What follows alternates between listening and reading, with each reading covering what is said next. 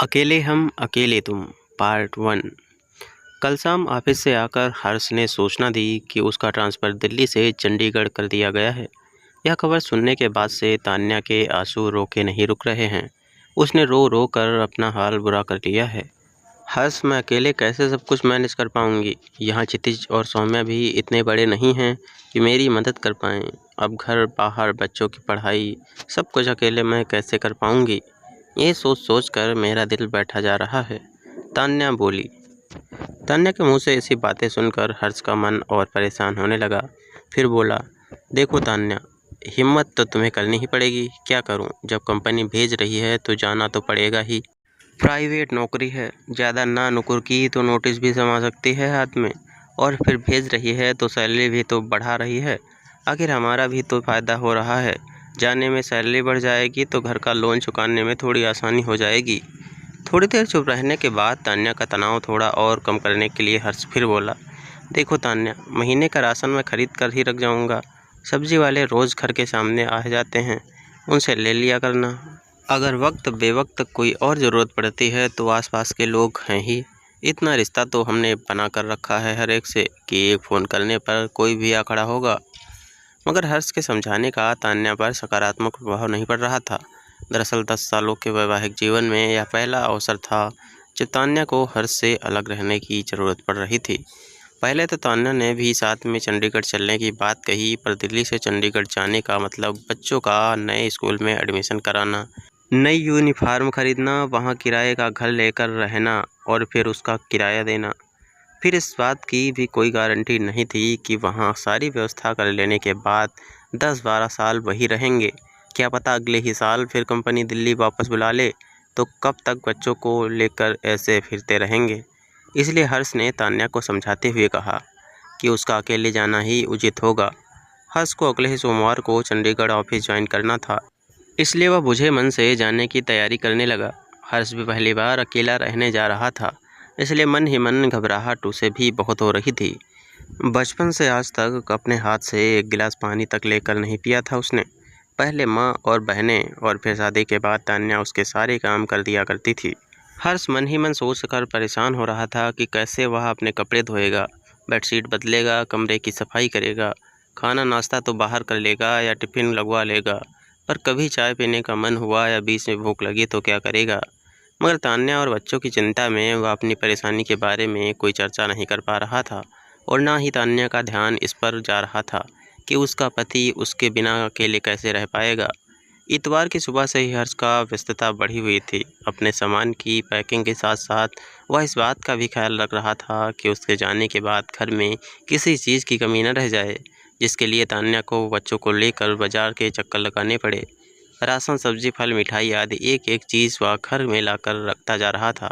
शाम होते होते तान्या का उतरा चेहरा देखकर उसका दिल यह सोचकर घबराने लगा कि कहीं उसके जाने के बाद तान्या की तबीयत न खराब हो जाए। तान्या, कुछ दिनों के लिए मम्मी को आने के लिए कहूँ क्या? तुम्हें देखकर मुझे चिंता हो रही है कि तुम अकेले रह पाओगी या नहीं। हर्ष, सोच तो मैं भी रही थी कि मम्मी जी आ जाती कुछ दिनों के लिए मेरे पास तो ठीक रहता, पर वहाँ भी तो रिंकी और पापा जी को परेशानी होगी उनके बिना। यही सोचकर मैंने कुछ कहा नहीं। हाँ, वह तो है, फिर भी एक बार बात करके देखता हूँ। मम्मी से कहता हूँ कि 4-5 दिनों के लिए आ जाएं, फिर शनिवार को मैं आ ही जाऊँगा। आगे की आगे देखेंगे।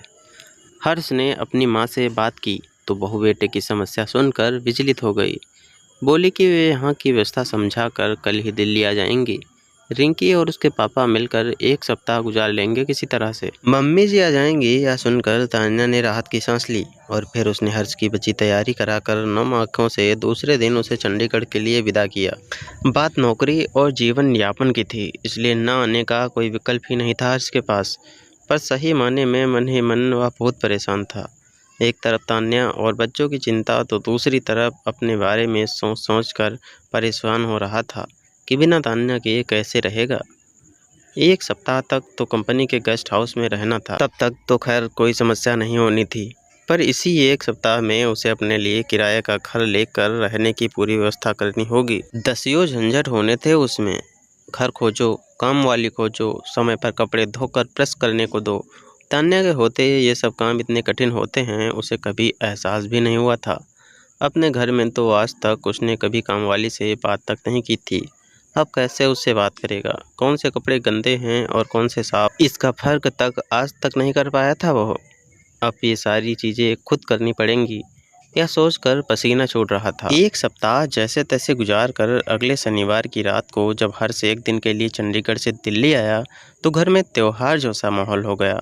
बच्चे उसके इर्द गिर्द मंडराने लगे और तान्या के पास तो हर्ष को बताने के लिए इतनी सारी बातें इकट्ठी हो गई थी कि मानो वह सालों बाद हर्ष से मिल रही हो।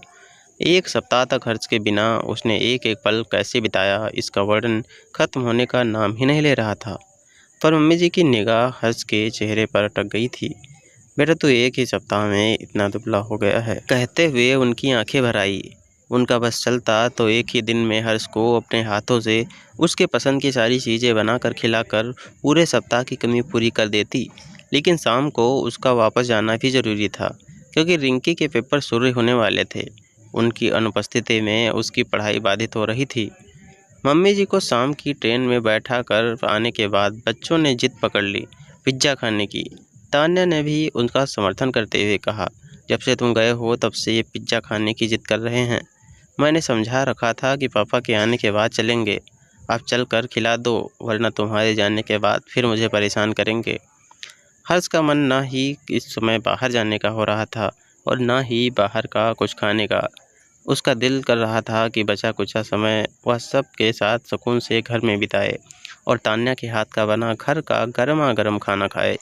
पर बच्चों और तान्या की बात न मानकर वह अपराध भावना से घिरना नहीं चाहता था, अतः बेमन से ही वह सबको साथ लेकर पिज्ज़ा खिलाने चला गया। दूसरे दिन फिर सुबह सुबह ही वह चंडीगढ़ के लिए निकल गया। ट्रेन में बैठते ही हर्ष ने सोचना शुरू कर दिया कि कहीं कुछ ऐसा रह तो नहीं गया जिसकी वजह से तान्या को परेशान होना पड़े। पर जब उसे ऐसी कोई चीज़ याद नहीं आई तो उसने सुकून के साथ सीट पर सिर टिकाकर आंखें बंद कर ली। चंडीगढ़ जाने के साथ ही हर्ष की ज़िंदगी से आराम और सुकून शब्द गायब हो गए थे। अब तक शनिवार की शाम से लेकर सोमवार की सुबह तक जो सुकून के पल हुआ करते थे, अब तो वही पल सबसे ज़्यादा भागदौड़ वाले बन गए। ऑफिस से छूटते ही वह स्टेशन की ओर भागता, फिर ट्रेन से उतरकर ऑटो पकड़कर घर पहुंचता। तब तक बच्चे सो चुके होते थे, इसलिए बच्चों के साथ वक्त बिताने की खुशी में वह बहुत जल्दी सुबह उठ जाता। फिर सारा दिन साप्ताहिक खरीदारी या बच्चों को घूमने फिराने में निकल जाता। फिर सोमवार की सुबह शताब्दी पकड़ने के लिए सुबह 5 बजे ही नहा धोकर तैयार होकर उसे घर से निकलना पड़ता था। तान्या अकेली है यह सोचकर बीच बीच में उसके साथ ससुर चक्कर लगा जाते थे, पर चूँकि वो भी अभी नौकरी करते थे इसलिए ज़्यादा दिन रुकना संभव नहीं हो पाता था। एक शनिवार जब हर्ष घर आया तो घर पर तान्या की माँ सारिका जी उसके साथ रहने के लिए आई हुई थी। तान्या के मुंह से उसकी परेशानी सुनकर वे कुछ दिनों के लिए उसके पास रहने को आ गई थी। हर्ष को देखते ही उनके चेहरे पर चिंता की लकीरें खिंच गई। हर्ष बेटा, आपका स्वास्थ्य इतना गिर कैसे गया? चेहरे की रौनक ही गायब हो गई है। अभी 2 महीने पहले जब आपसे मिली थी तब तो आप ऐसे नहीं थे। क्या खाने पीने का सही इंतजाम नहीं है वहाँ पर? नहीं मम्मी जी, खाना पीना तो सब ठीक है वहाँ पर, बस शहर से दूर है तो बच्चों की याद सताती रहती है। बस इसी वजह से आपको ऐसा लग रहा होगा। अब आज घर आया हूँ तो कल देखिएगा मेरा चेहरा भी चमकने लगेगा। दोस्तों, आगे की स्टोरी नेक्स्ट वीडियो में मिलेगी आपको, जो इस स्टोरी का भाग 2 होगा।